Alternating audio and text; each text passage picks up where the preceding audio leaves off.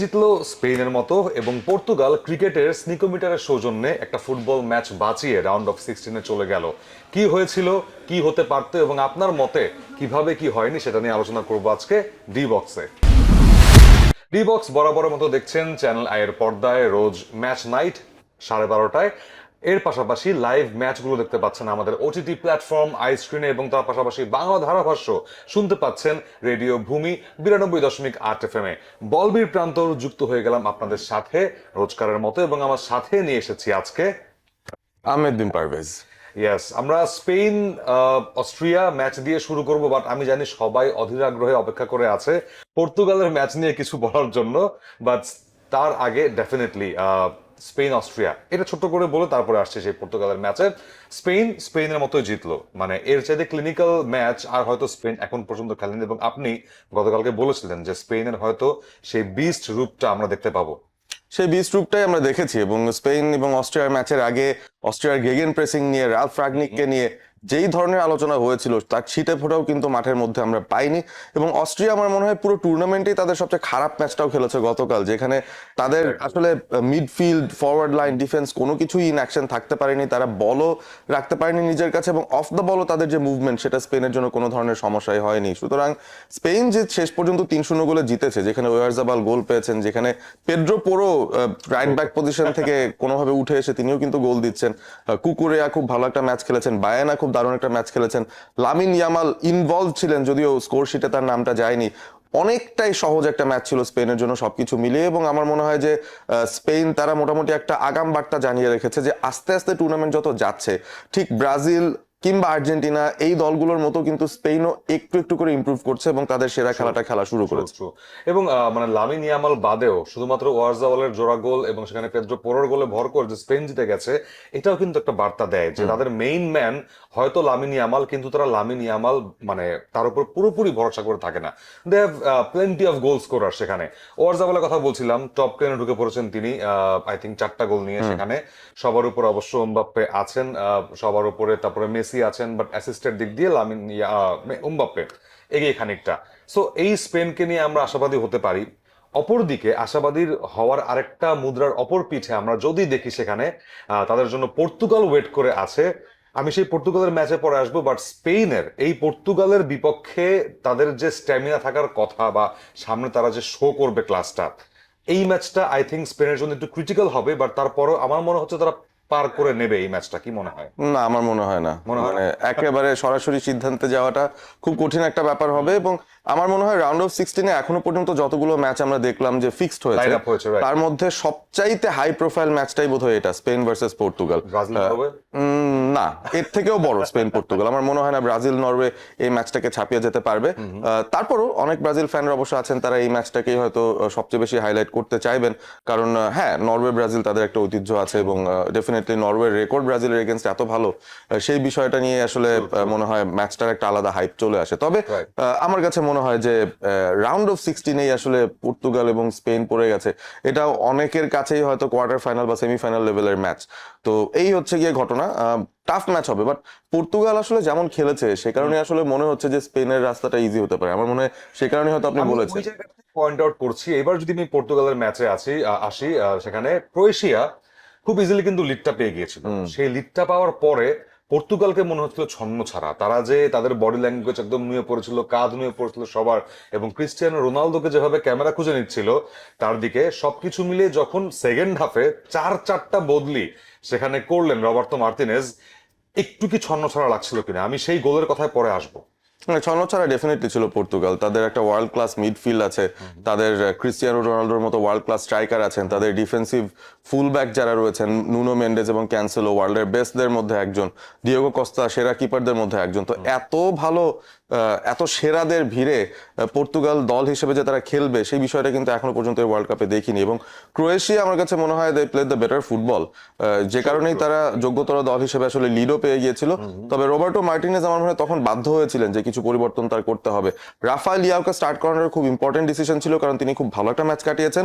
তবে এখানে একটা কথা আছে, সেটা হচ্ছে তাকে যে লেফট উইং ধরে বারবার আক্রমণ করছে এবং তাকে ওই লেফট উইং পজিশনে স্পেশালি একটু বিবর্ণ লাগছিল। এসি মিলানের হয়ে তিনি সেন্টার ফরওয়ার্ডে কিংবা অনেক সময় লোন স্ট্রাইকার হিসেবেও খুব একটা প্রভাব বিস্তার করেন।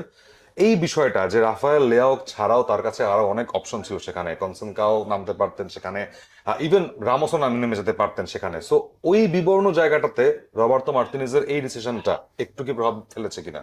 আমার তো মনে হয় পজিটিভ প্রভাব ফেলেছে। Rafael Leao actually had a better game than the others. আপনি যাদের নাম বলছেন তাদের জায়গায় বা তাদের চাইতে রাফায়েলের স্ট্যাটিস্টিক্যাল রেফারেন্সেস বেটার, তার আউটপুট বেটার ছিল, এবং তিনি বেশ ভুগিয়েছেন ওই রাইট সাইডে ক্রোয়েশিয়ার যারা ডিফেন্ডাররা ছিলেন কিংবা রাইট ব্যাকে যিনি ছিলেন। সো ওই জায়গা থেকে আমি বলবো যে একটা পজিটিভ স্পার্কই ছিলেন রাফায়েল লিয়াও, বাট অন্যরা আসলে ক্লিক করতে পারছিলেন না। ব্রুনো ফার্নান্ডেজকে আপনি বলতে পারেন যে একেবারেই বিবর্ণ, একেবারে এতটাই অর্ডিনারি ফুটবল তিনি খেলেছেন যে এই টুর্নামেন্টে প্রথমবারের মতো ব্রুনো ফার্নান্ডেজকে সাব আউট করতে বাধ্য হয়েছেন রোবার্টো মার্টিনেজ, এবং সেই জায়গাটায় রুবেন নেভেজকে নামিয়েছেন তিনি, আরো কিছু ফরওয়ার্ডের প্লেয়ারকে নামিয়েছিলেন, গঞ্জালো রামোসকে নামানো হয়েছিল, এবং সেই গল্পটা তো পরের দিকের জন্য জমানো। এক্স্যাক্টলি, মানে আমি বলছিলাম যে রোনালদো যখন পেনাল্টিটা পেয়েছেন সেই পেনাল্টি নিয়ে বিতর্ক হচ্ছিল, বাট ইটস অবভিয়াস যে ভেইগাকে কিন্তু টেনে ফেলে দেওয়া হয়েছিল অবশ্যই, এবং রোনালদো গোলটা করেন নকআউটে। রোনালদোর এই মানে পুরো বিশ্বকাপ জার্নিতে প্রথম গোল ডেফিনেটলি। মেসি পেয়েছিলেন গতবার, সো সেই মেসির খাড়াটা কেটেছে এবং তারপরে রোনালদো তার সেই খাড়াটা কাটালেন শেষ পর্যন্ত, পেনাল্টিতে গোল করেছেন। এবং তারপরেই রোনালদোকে উঠিয়ে কিন্তু সেখানে রামোসকে যখন সাব করা হলো, রামোস যখন গোলটা পেলেন, আমার মনে হচ্ছে যে পর্তুগালের সোনালী প্রজন্ম রোনালদো তিনিও গোল পেয়েছেন, এবং সামনের ভবিষ্যৎ তারকা গনসালো রামোসও গোলটা পেয়ে গেছেন সেখানে, এবং তার হেডারে দুর্দান্ত ভাবে তার গোলটার পরপরই সেই নাটক, সেই এক্সট্রা টাইমের নাটক। আমি যদি ছোট্ট করে একটু ম্যাপিংটা করে নিই তাহলে আপনাদের বুঝতে সুবিধা হবে। সেখানে পেরিসিচ যখন সেই থ্রুটা করলেন, তার মাথা ছুঁয়ে যখন পাসিলিস ছিলেন সেখানে অনসাইডে ছিলেন, কিন্তু সেই বাঁধটা বাঁধেন সেখানে মাতানোভিচ, আই গেস তার মাথা ছুঁয়ে বলটা গেছে কিনা ওইটা দেখতেই কিন্তু ক্রিকেটের স্নিকোমিটারটা ইউজ করা হয়েছে। অর্থাৎ এই যে বলটাতে, ট্রায়ান্ডো বলটাতে অনেকগুলো চিপ লাগানো আছে এই বিশ্বকাপে, এবং সেই চিপগুলো পার সেকেন্ডে প্রায় 500 ডেটা সরবরাহ করে ভিএআর এ, এবং সেই ভিএআর এ স্পষ্ট হয় মাতানোভিচের হেডটা ছুঁয়ে বা চুলের ডগা ছুঁয়ে তারপরে বলটা কিন্তু গেছে সেই পাসিলিচের কাছে, এবং সেই অর্থেই অফসাইডটা হয়েছে। আপনারও কি মত কিনা? আমি আসলে আশা করছিলাম যেন মাথার কোনো অংশে লেগে যায় মাতানোভিচের, কারণ সেটা যদি না হয় সেই ক্ষেত্রে কিন্তু খেলাটা এক্সট্রা টাইমে চলে যেত, এবং আমাদের সবার যারা আমরা ফুটবল দেখছি আমাদের সবার যেন একটু ঘুম প্রয়োজন। সুতরাং এই ম্যাচটা যদি 90 মিনিটে শেষ হয় তাহলে কিন্তু আমরা অন্তত ঘুমাতে পারবো। তো শেষমেশ সেটাই হলো, এবং প্রথমবারের মতো আমি অ্যাকচুয়ালি দেখলাম যে এরকম স্নিকর প্রযুক্তির একটা আউটপুট কোন একটা গোলের কন্ট্রিবিউশনে এসেছে, এবং এই যে ট্রায়ান্ডা বল সেটার ভেতরের যে সেন্সর, তারই একটা কাজ। মাতানোভিচ হয়তো ভাববেন যে আমি চুলটা যদি আর্মি ছাট করতাম তাহলে হয়তো বেঁচে যেতাম, তার চুলের স্টাইল এত বেশি যে ওই চুলে লেগে এই কারণেই মূলত একটা ইম্পর্টেন্ট গোল, ক্রোয়েশিয়ার ইকুয়ালাইজিং গোল, সেটা কিন্তু কেটে পড়ে ওই অফসাইডের ট্র্যাপে, এবং তারপর কোনো মতে আমার মনে হয় পর্তুগাল ম্যাচটা শেষ করেছে। তবে সেখানেও আমি একটু অবাক হয়েছে যে রেফারি আসলে এত বেশি সময় কেন দিয়েছেন। আমরা কিন্তু দেখছিলাম যে টোটাল 10 মিনিট সময় দেওয়া হয়েছিল, কিন্তু ম্যাচটা 13 মিনিট অব্দি গড়িয়ে যাচ্ছিল যেই সময়টা এই ঘটনাটা ঘটেছে। হ্যাঁ, মানে 10 মিনিট ছাড়িয়ে সেই ম্যাচটা কিন্তু প্রায় 105 মিনিট পর্যন্ত খেলা হয়ে গেছে, এবং আমরাও বলছিলাম যে রেফারি বাঁশি বাজাচ্ছেন না কেন। ওই গোলটা ঘিরে বেসিক্যালি অনেক অনেক কথা হচ্ছিল, ডিসকাশন চলছিল মাঠে। সো সেইটা থেকে বাঁচতেই হয়তো রেফারি অনেকক্ষণ পর্যন্ত খেলা টেনে যাচ্ছিলেন সেখানে। এবং তারপরে যদি বলি যে পর্তুগাল যোগ্যতর দল হিসেবে গেছে, স্পেন ভার্সেস পর্তুগাল খেলাটা হবে অবশ্যই। সেই ম্যাচটা দেখতে অধীর আগ্রহে বসে থাকবেন আপনারা, আই স্ক্রিনে ডেফিনেটলি দেখবেন, এবং আমরা ভূমির ধারাভাষ্য প্যানেল থাকবো সেই ম্যাচের ধারাভাষ্য নিয়ে। সুইজারল্যান্ড একটা ইজি ম্যাচ পেয়ে উঠে গেছে, কিছু বলার নেই। Argentina Cape Verde, very very important match সেখানে। ইনজুরির আপডেট কি আর্জেন্টিনার স্কোয়াডে? আমার তো মনে হয় পজিটিভ আপডেটস আছে। তালিয়াফিকো ফিট আছেন, রোমেরো ফিট আছেন, যারা মিডফিল্ডাররা ছিলেন এনজো ম্যাকালিস্টার, পারে ডিপল, লিসান্ড্রো ফিট আছেন। আমি সবকিছু শুনলাম যে সবাই খুব ভালো অবস্থায়, এবং তারা তাদের বেস্ট সিচুয়েশনে আছেন বলে একটা সিলেকশন ডাইলেমায় পড়তে পারেন স্ক্যালোনি। তবে তিনি আসলে যেই দলে নামান না কেন, আই থিঙ্ক যেই 26 জনই আছেন আর্জেন্টিনা টিমটায় তারা খুব ভালো বোঝেন এই দলটার হয়ে যখন নামছেন তখন তাদের রোলগুলো কি। সো আমি খুব একটা আসলে টেনশন করছি না এই ম্যাচটা নিয়ে। আমার মনে হয় আর্জেন্টিনার ফ্যান্স যারা আছেন তারা একটু স্বস্তিতে খেলাটা দেখতে পারবেন।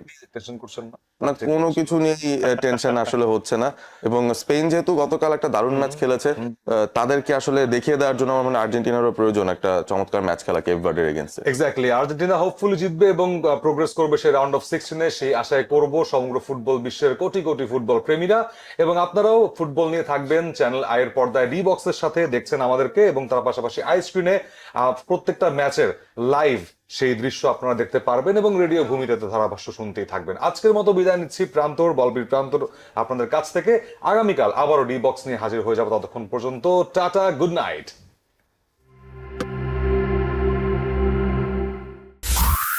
রেডিও ভূমি 92.8 FM।